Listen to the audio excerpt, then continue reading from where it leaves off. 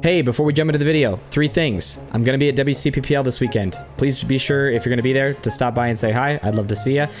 Second, if you like the video, please be sure to like it. It helps me out a lot. And be sure to subscribe if you want to stay up to date on when new content drops. And 3, I do address this throughout the video, but before we get started, I realize that you can't really get stuck in Division 5 because a certain amount of games is going to kick you out of that ranking anyway. But my point here is, what is going to prevent you from being successful in Division 4 when you eventually do make that jump? So try not to get too hung up on that. I guess lastly, I stream on twitch.tv/ZeekandHD every Tuesday, Thursday, and Saturday. So if you want to be a part of these videos live, be sure to see me there. The schedule is in the description down below. Enjoy. Which one do you guys want me to just start from? Do you want me to just talk about Division 5 and work my way up? Is there a division you want me to start with first? What is your guys' thoughts? Start with 5 and move up? Okay, I can do that. Okay, why you're stuck in Division 5? You're stuck in Division 5 because your mechanics are bad. We'll talk about solutions to this as well, but let's first identify the reasons, okay? This is why you're stuck. This isn't why you're just in the division and like you're going through the natural growth process, but this is like you're struggling to get out of this division, okay? So you're stuck in Division 5 because your mechanics are bad. You don't... this is gonna sound harsh, but I don't mean to come off as a jerk, but like this is as poignant and direct as I can be. To be fair, can you be stuck in Division 5? It's fairly easy to get out. You can get out by volume. Yeah, so what that's a good point. What I want to clarify here when I say you're stuck, because that's true, like we talked about before. That's true in every division, right? There's nothing that's preventing a D4 player from just playing in a D3 tournament. But if we were to look at it as kind of like you being prepared to play in the next division, that's how we're really going to analyze and scrutinize this, right? Because again, it's not necessarily that you are physically prohibited from playing in another tournament. It's just the fact that you aren't going to be ready to succeed in the next, or not tournament, but division, but it's that you're not ready to succeed in the next division. So what is it that you need to do to succeed in that next division? That's what we're really, that's the lens that we're operating on. So you don't understand basic paintball fundamentals. And 3, I mean, some of these are going to be a lot longer than others. You don't communicate at all. Well, I'll say effectively or at all. You don't listen to what is being said to you on the field. 5, I guess mechanics is pretty all-encompassing, but accuracy, snap shooting, running and gunning, sliding / diving. Diving form. I mean, you guys pretty much got it, but I just want to be very clear what I mean by that. Okay, and then 5. What's a common trapping?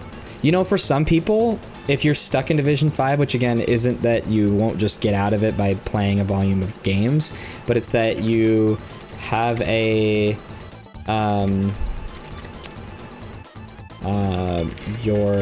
well, how can I put this?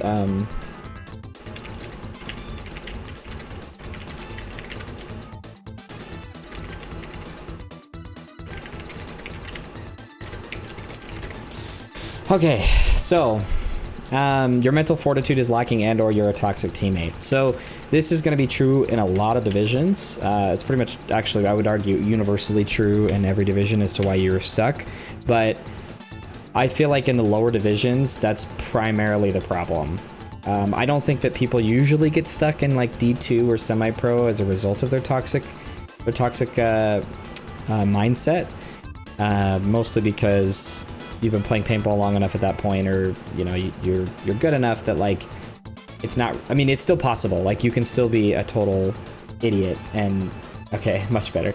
You can still be an idiot in any division, but usually I find that like people who kind of flounder between Division 5 and Division 3 are usually, they're just staying there because they have a toxic attitude or like a toxic framework as to why they don't move up. Like they're, you know, they're afraid to expose themselves or like push themselves and be bad at the game, and so they stay in a division they're comfortable in, and I have several examples of that. You're weak. Okay, so the solution to number 1 is practice.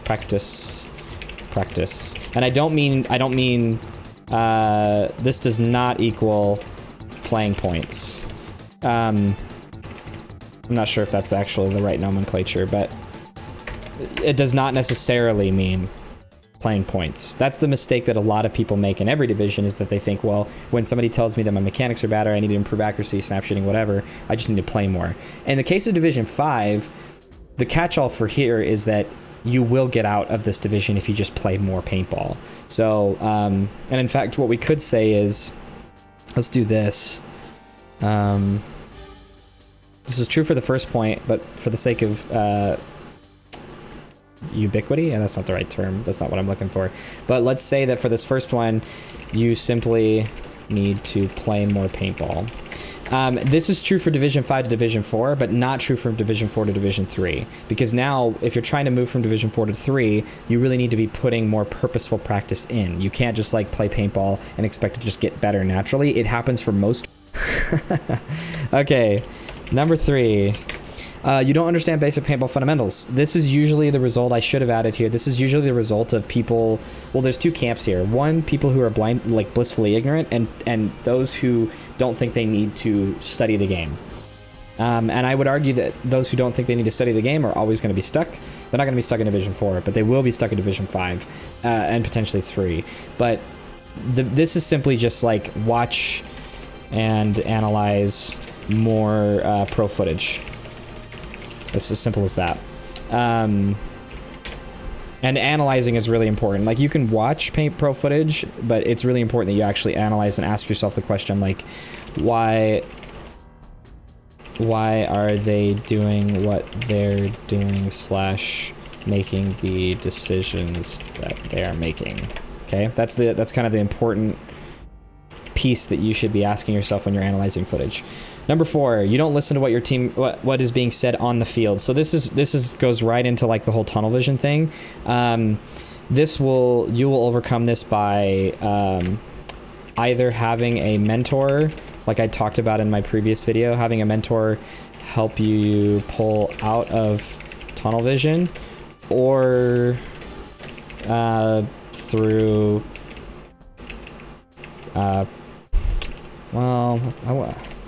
through intentionally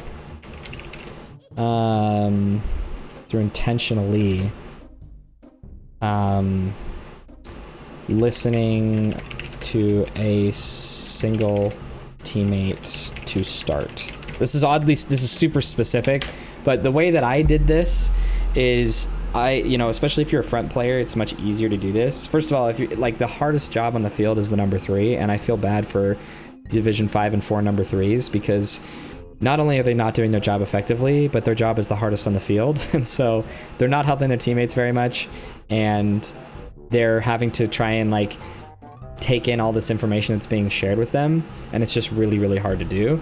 So, but if we're imagining that you start out as the front player, then what I did to overcome this was I tried to listen to a specific teammate of mine that either I knew, like if I'm playing rec ball and I've got a friend that I know, that I would listen for his voice specifically.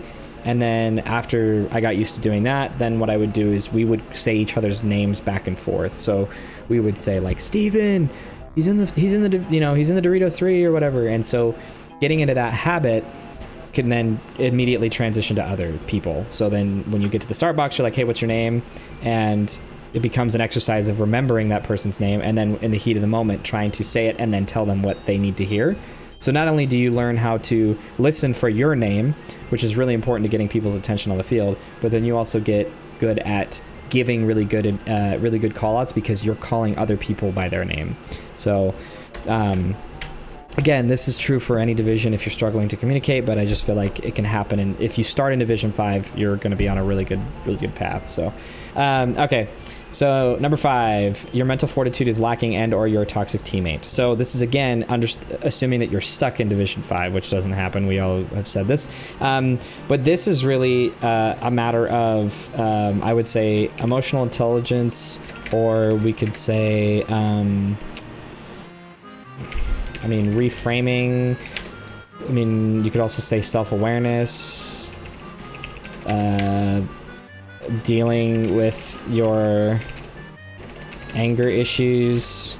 I mean, there's so many things, there's so many ways to tackle this, but unfortunately some of people's, like, paintballers are a very interesting group of people.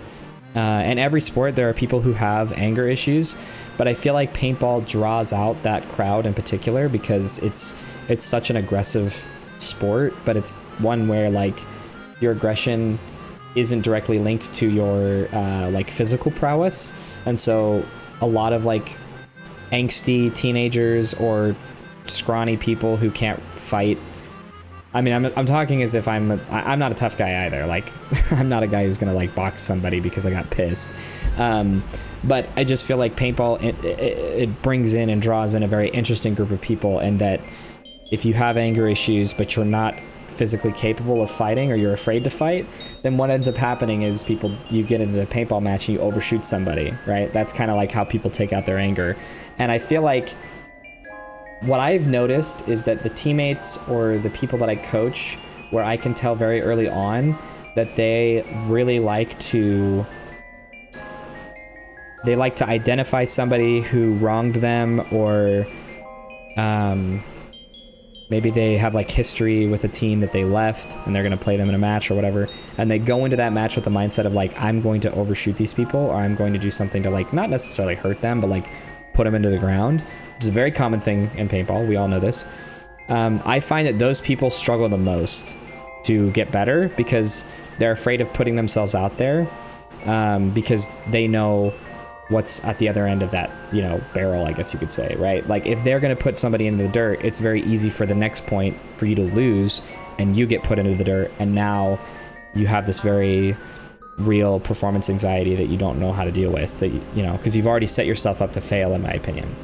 So the way that I always coach people is I try to tell everybody, like, just focus on yourself. Like, you should never be looking at a situation trying to point blame. I mean, that's something we could also talk about here, is that but that's more related to Division 4. But like, if when you get shot, all you think is like pissed because you're hurt and all this stuff, or you think like your teammates let you down or whatever, which may be true, you're gonna always struggle to improve. That's true for everything, but and especially in the case of paintball, the best thing you can do is just accept responsibility for anything that is you're doing, and just let go of things that were not your fault, right? So if you do get run down because the guy behind you wasn't protecting you, it's important that you communicate to that to them, and have you know, urgency in your voice that helps them know that that's not okay to happen again. But there's only so much you can do. You can't like waste a bunch of emotional energy trying to like sit and think about that, because I've seen several teams or players absolutely crumble because they got run down one time and they just can't let it go in the pits, so that every point it's just like their anger elevates and elevates and elevates to a point that they just can't recover. And so you really, especially in paintball, you will be so much more successful if you just learn to let go of the things that were unfair, whether that's like a penalty that wasn't really fair that either you got or that your teammate got, or that, you know, maybe your teammate shot you in like a really crucial point. Like, you just have to really learn how to let go of that and not carry those emotions into the next point or into the next series. It's super important that you do that. So I had one of those on my team, just a hothead, and blew a point for us at a tournament. I had this mindset of, when coming off the field and even knowing it wasn't my fault, I was blaming myself to see what I or my teammates could have done better. Is that a bad thing to do? No, I think it can become unhealthy for you, is the only thing. So maybe that's bad, but no, blanket statement, no, it's not bad. The thing that you have to be very careful of is not shielding your teammates from accountability. That's really important. But the nice thing about our team that I will say is really a nice feature, and it is actually, like, I would argue like a cornerstone of our squad, is that as soon as we lose a point and we come together and talk about it, every single person says what they think they could have done better. And it's possible that there are some points where you're just like, I don't know, man. Like, either somebody needs to tell me if I messed up in a certain area, or I think I did all that I could. And so it's not like everybody's trying to cover their asses because we're going to get yelled at by the coach, or because a teammate's going to blow up on us or something like that. So in a lot of cases where, you know, that's how I approach it. That's how I approach Halo esports. That's how I approach anything competitive, is like, it only serves me to think of what I could have done better, and to also be frank, because I have no problems pointing out to my teammates that, like, hey, this thing that you did directly resulted in this. And the nice thing is that I'm usually right, but when I'm not, because I was very specific, I can get information that I didn't have before as to why that happened. So, and again, it's not like an ego thing, like, I'm always right because I find people's weaknesses and stuff. It's just, I feel like I have an ability, especially with Halo, I have an ability to identify, like, events that happen that have causal relationships to one another. So, and especially when I coach, it's really easy to say, hey, you lost this point right in this moment. Like, it was a 5-on-4, but you lost it because this player made this mistake. Even though you can come back and win a 4-on-5, even though you can win a 4-on-5, the point went disastrous as soon as you died in this very specific moment, which isn't always going to be the case, that you lost the game because you lost the first body. And it's also true that maybe in a 2-on-5 that you should have won it, even though it was a 2-on-5, but that there was a specific mistake that was made that prevented you from winning it. And so I can point those out to people, and then sometimes, because I do this too, if somebody says this is the reason why this, you know, we lost the point because you did this, I can then come with my information. And hey, we got some friends in here. What's up? How are you? To me, that's really, really important to maintain that mindset. So there's an emote that I don't have. Maybe it's just white. But anyway, any questions about this before we move on? Okay, if there's no questions about this, we're going to move on to Division 4. Because we got a lot of ground to cover.